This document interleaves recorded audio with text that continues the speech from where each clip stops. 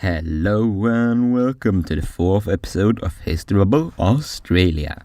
Last episode, we saw the struggle of early colonists of the penal colony of New South Wales and how it survived on the fringe of starvation. But in 1792, help of British supplies, a sustainable food source could be gotten to the colony. That year, the first governor of the colony, Arthur Phillips, also left it.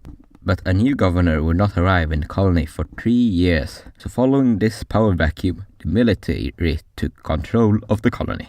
The New South Wales Corps, as they were called, was a regiment that had accompanied the first fleet to Australia with the goal of being guards for the convicts.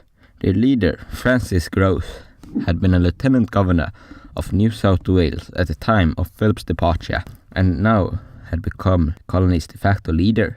Grose started his rule by putting most civil affairs in the hands of the military and appointing fellow corps members into the highest position. The average corps member's standard of living started to increase more and more. At first, the changes were small, such as giving back to soldiers their original rations that had been decreased under Philip to the same as the convicts. The advantages just grew larger and larger, with bigger rations and more clothes, and soon even 25 acres of free land given out to each of the members of the corps who wanted it. The officers were even more privileged, as they got 100 acres of free land, as well as 10 convict workers paid for by the government to work this land. They also monopolized all imports and took tariffs on all goods sold from ships arriving in Sydney. This, added with the already high prices from delivering goods to such a remote place, made everything extremely expensive.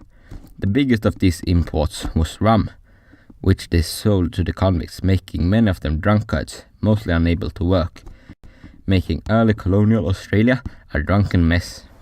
The biggest hope for a convict or former convict under the corps was to join it, because it constantly needed new members as the number of convicts increased. The other was the hope of being given land grants that was still given out, although much fewer than preceding and succeeding governors. But more than half had been given this land, lost the land before the turn of the century, mostly because of flood, drought and fire, but also laziness, drunkenness, and inexperience in farming. It was also much harder for an ex-convict to work, since the officer was given the best land and workers, and also got much cheaper tools, even when they already could afford much more than ex-convicts. The corps soon had control over everything from livestock to the stores, farms, and even the convicts themselves. So even when real governors arrived to the colony, they had a hard time expressing their authority over the corps. This was especially true for the first real governor after Phillips, John Hunter. He wanted to express his authority but was unable to do so, as he could not find a way to do it without triggering a rebellion from the corps. He tried diplomacy and policy change, but the corps' grip on Sydney was too great, so it was all futile. Hunter's inability to deal with the corps led to his dismissal in favor of Philip Gibdley King, the former lieutenant governor of Norfolk Island. The first issue he tackled was the abundance of alcohol and drunkenness in the colony by regulating liquor traffic and discouraging trade ships from selling rum to the colony, decreasing it a third of what it once was. He also increased the imports into Australia, with the hope of breaking the monopolies mostly controlled by the New South Wales Corps and establish a public warehouse. He also tried to take back control of the convict labour from the corps and to control the prices of sold goods, which was partly successful.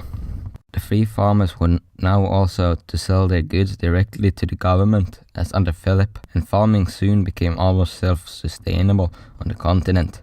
Livestock in the colony also quintupled under his rule, covering large expenses in the name of growth. But this self-sustainment broke in 1806, when a large flood struck, destroying most of that year's harvest, and they needed a few years to recover. 3 years earlier, in 1803, Port Phillip, modern-day Melbourne, was colonized, after some French ships had been seen on the coast and even landing there.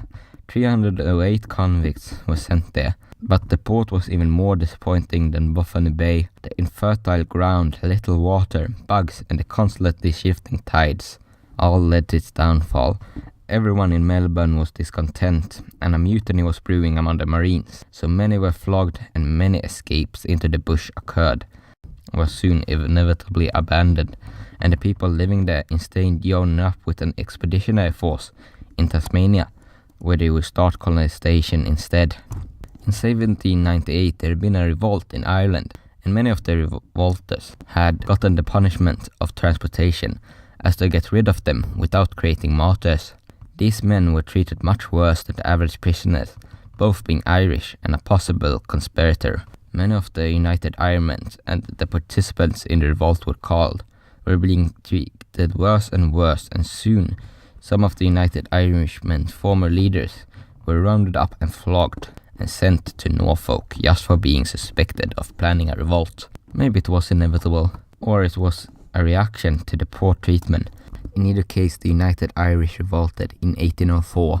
The plan was to first take the ill-guarded settlement on Castle Hill, to take weapons and supplies from there, to then link up with the Irish in Parramatta and storm Sydney. But they had no fixed date and only a code word to signal the revolt start, and it was overall very poorly planned.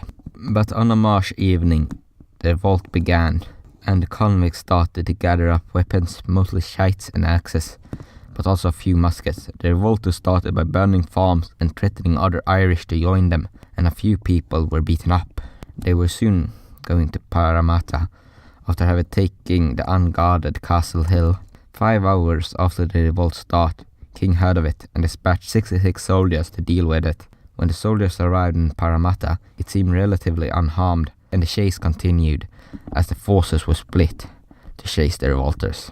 When the cops finally caught up with the Irish, the convicts were mostly hungover from last night's drinking, and the enthusiasm was gone. And after a few volleys from less than 30 rifles, the convicts turned to flee, and not a single soldier had died. And over the next few days, the revolters were captured and most leaders hanged for the public to see.